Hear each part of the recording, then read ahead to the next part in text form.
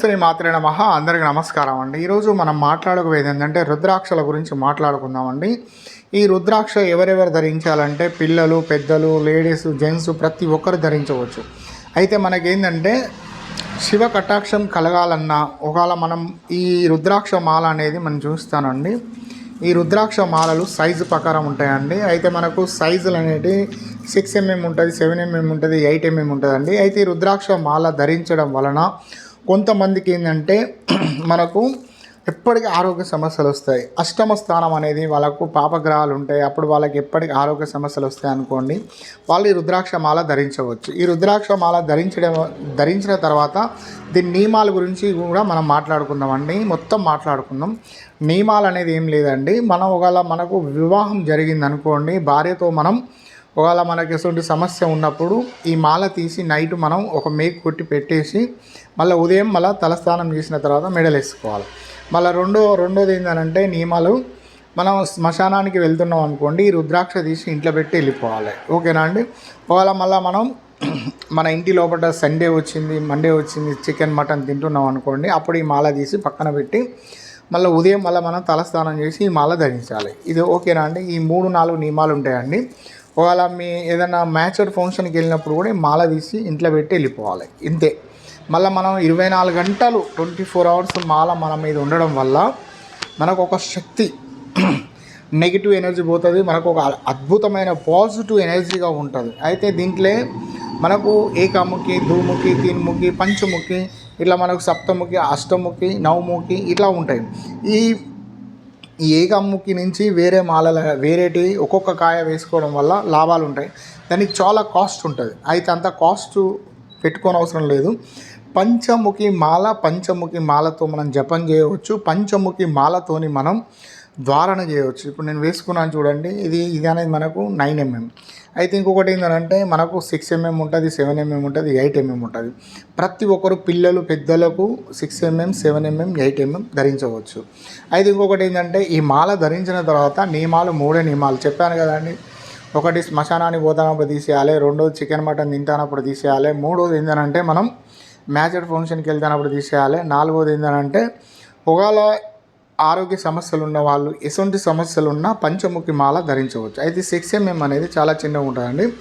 ఇది ladies, gents ఎవరైనా దీన్ని ధారణ చేయవచ్చు, ఎందుకంటే చాలా చిన్నగా ఉంటుంది. అయితే వీటికి ఎంత చిన్న సైజు ఉంటే అంత కాస్ట్ ఎక్కువ ఉంటుంది అన్నట్టు. అయితే ఇంకొకటి ఏంటంటే గురువుగారు ఈ నియమాలు మేము 100% పాటించాలంటే పాటిస్తే మంచిది, చాలా మంచిది. అయితే పాటించడం వలన మనకి ఏమవుతుందంటే ఇది ఎప్పటికీ ఎన్ని సంవత్సరాలైనా రుద్రాక్ష మాలకు అనేది పవర్ పోకుండా చాలా బాగుంటుంది. ఒకవేళ మీరు ఏదన్నా అన్ఎక్స్పెక్టెడ్గా ఎక్కడికన్నా వెళ్ళారనుకోండి, ఆ మాల తీసి నీళ్ళలో వేసి కొత్త మాల ధరించండి. మన దగ్గర మాత్రం మీకు తక్కువ రేటుకే మేము అందిస్తున్నామండి. ప్రతి ఒక్కరు కాల్ చేసి ఈ మాలలు తీసుకోండి.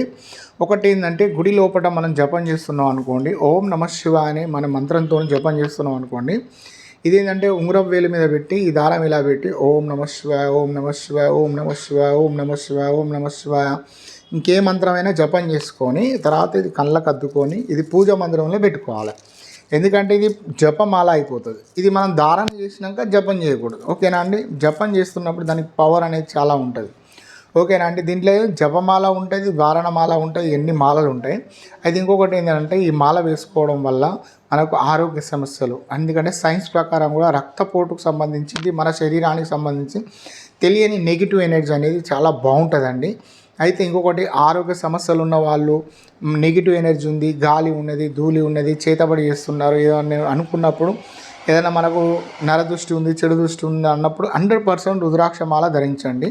శివస్వరూపం, శివ కటాక్షం, మీకు చెడు శక్తుల ప్రభావం తగ్గిపోతుంది, పాజిటివ్గా ఉంటుంది, అన్నీ ఉంటాయి అన్నట్టు.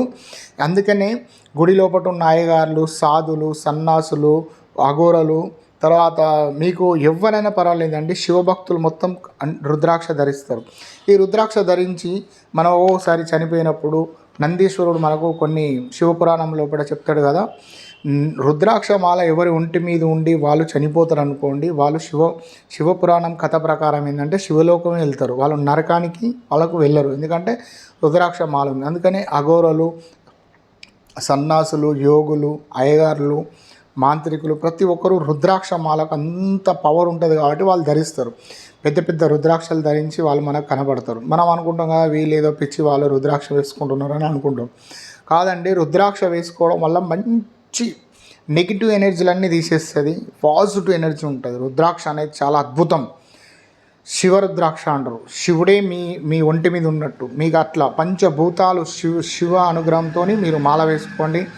చాలా బాగుంటుంది. ఎక్కువ కాస్ట్ ఉండదు, తక్కువ కాస్ట్ ఉంటుంది. కావాల్సిన వాళ్ళు ఫోన్ చేయండి, మేము అందరికి పంపిస్తాము. ఈ వీడియో నచ్చితే లైక్ చేయండి, మీ బంధుమిత్రులకు షేర్ చేయండి. గురువుగారండి మాకు నరదృష్టి ఉంది, చెడు దృష్టి ఉంది, గాలి ధూళి ఉంది అనుకున్న వాళ్ళు ప్రతి ఒక్కరు ధారణ చేయండి. నేను చెప్పిన నియమాలు పాటించండి. శ్మశానాన్ని పోతానప్పుడు తీసేయండి, చికెన్ మటన్ తింటానప్పుడు తీసేయండి. తర్వాత మళ్ళీ ఇంకొకటి ఏంటంటే ఎప్పుడన్నా మనం నైట్ పూట ఇట్లా మనం అనుకూలంగా లేవు అనుకున్నప్పుడు తీసి పక్కన పెట్టండి. తలస్నానం చేసి మళ్ళీ మార్నింగ్ వేసుకోండి.